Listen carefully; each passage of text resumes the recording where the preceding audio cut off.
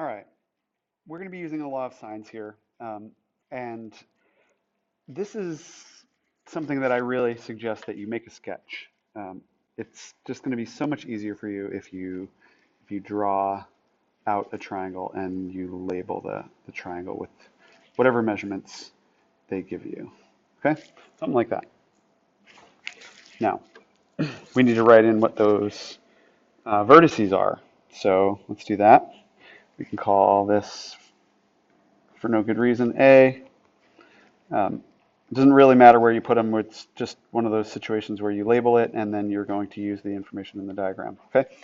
Um, Now they're calling side BC, they're saying, is 7.3. That could also be called side little a, right? Because it's across from angle capital A. Okay, so typically what you do is you name the sides. You can name the sides as the two vertices like BC, but you can also name it as the same letter as the opposite angle, just written it as a lowercase. But that's not what they did, so we're going to take that out. And what else do we know? Well, what are they asking for? They're asking for what is AB, and that's this right here. Now we know what the angles measure. We've got for angle A, that's 70 degrees. And for angle C, we've got 62 degrees. Okay, so essentially what we've got, and I'm going to draw them as opposite lines, we've got this side and this angle, and we've got this side and this angle. We don't have the side, but we want to be using that side as part of our ratio. Okay, just because that's what you want to do. You want to write the opposite sides and the sides and the opposite angles as a ratio. So how do we write this? First, let me see if I can just erase that part of it. Okay. How do we write it? Well, we write x over, well, this is the angle opposite is 62. You do not write 62. You write the sine of 62. This is the law of sines. And you're never going to write the angle measure without putting sine in front of it first. Okay? And then what is the other one that we've got? Well, we've got the 7.3, and that's across from this 70-degree angle, so we say sine of 70. Yep. And then we cross multiply to solve. We say, and by the way, I'm going to write this out so you can see it, but then eventually we're going to do the shortcut. Okay? What you've got, if you multiply the diagonals, and we should multiply that times that and that times that, what we get is x times sine of 70 is equal to 7.3 times sine of 62. Okay? Now, if we were going to isolate x, we would take what's written on that side, what's being done to x is being multiplied by sine 70, so we divide it by sine 70 to undo it. Now, if we do it to that side, we got to do it to both sides. So we take this side and we divide that by sine 70 as well, and essentially then what we get is x is equal to 7.3 times sine of 62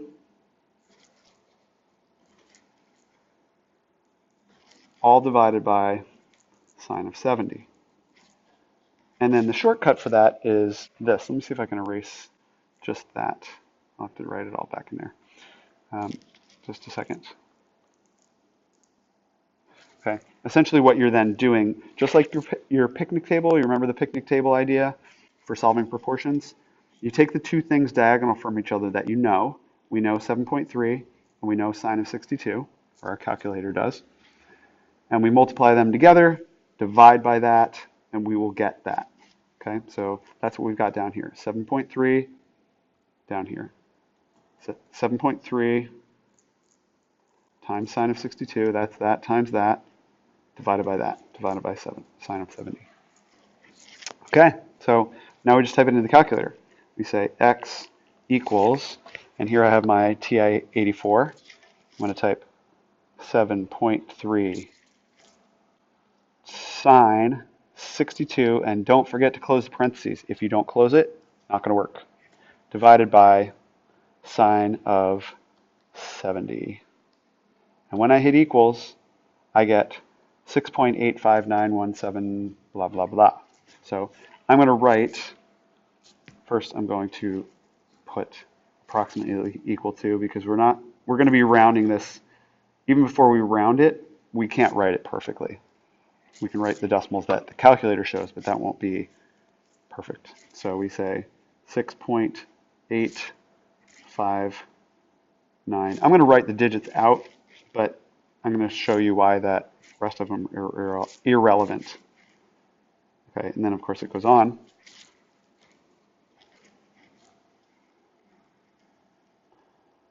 But, oops, that's why I wasn't writing, sorry. But we are rounding to the nearest tenth. Look up top. Look up top. It says round to the nearest tenth. So if it says round to the nearest tenth, then we look in the tenths place. This is right here. If you don't know your place values, you have to study them. At this point, it's not really something that you can get away with to not know what your place values are. Okay, and the first one after the decimal is the tenths. So you look one more.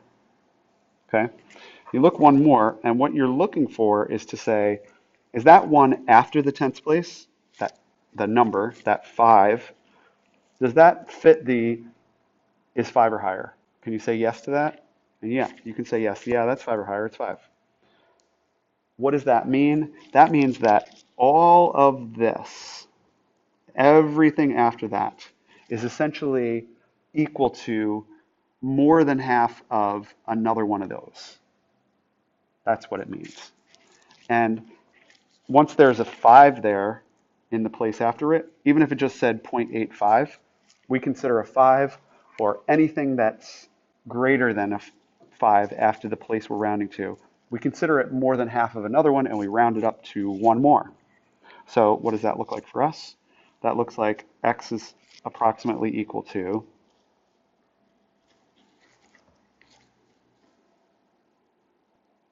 6.9. So when you're rounding, just to sum this up here, when you're rounding, if you're rounding to this place, this number is either going to stay the same because what follows it is not enough to be half of one of these or more, right? This is a tenth. So this amount is either more than half of one or it's not. And in this case it is, so this goes up by 1. The only other alternative is this didn't count as another one and we didn't change that. So it would our answer would either be 6.8 or 6.9 depending on what follows it. And really all you need to do is you need to look at the one number after it and forget the rest. Okay, so that's what you round it to, and we're done. So that's the answer for number 6. We're about to do number 7 on the next screen. Okay, so here we are on screen number 2, and we're going to do the same thing. We're going to make a sketch of a triangle because we really want to be able to visually see what it is that we're dealing with. Okay, didn't land that perfectly well, so I'm going to kind of adjust it. Okay, I'm not trying to be too particularly exact with this, but I kind of like my triangles to at least be closed. Okay, so we'll take that, swing that around. That's good enough. Okay, so let's label it with the values. They're using x, y, z, so let's call this x, call this y, and z. And then they say the measure of angle z is 80. XY is 14, this length is 14, and XZ is 17. They would like us to find this angle measure right there. Okay? And so we're going to move a little more quickly through this one because we did one already. So we're going to take this side length of 14 over the sine of z, we don't know what z is, equals 17. over the sine of its opposite angle, in this case 80. Okay? When we cross cancel, or when we cross multiply, this times this equals that times that, what we get is 14 times sine 80 equals 17 times sine z.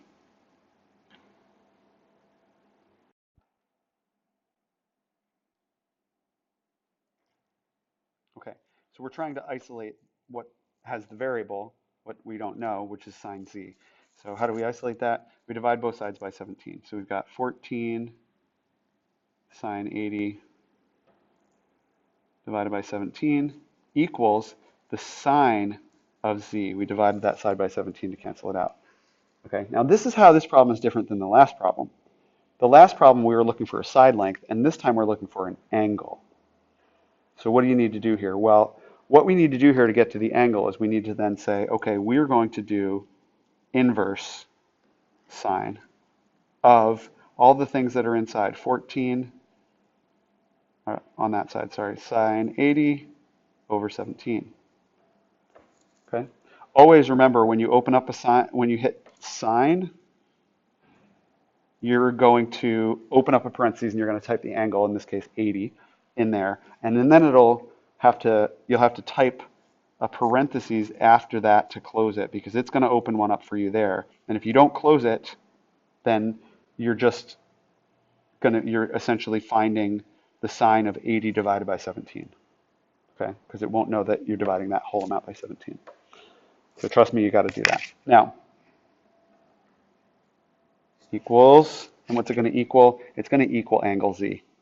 So I'm going to do this on my calculator. Sorry that you can't see my calculator, but if I type the second button and sine, that'll give me the inverse sine. And then I type 14 sine button 80, close that sine button, close that parentheses, and then do divided by 17. And now you're closing the whole parentheses from the inverse sine. When you hit equals, you get 54.19. This says round it to the nearest tenth.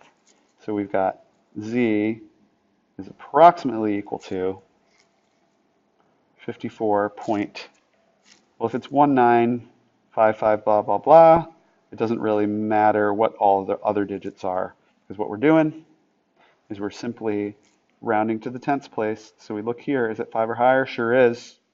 So then what do? We turn that 1 into a 2 and drop everything else.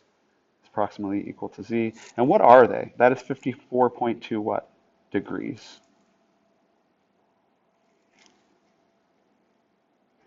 That's what angle z measures.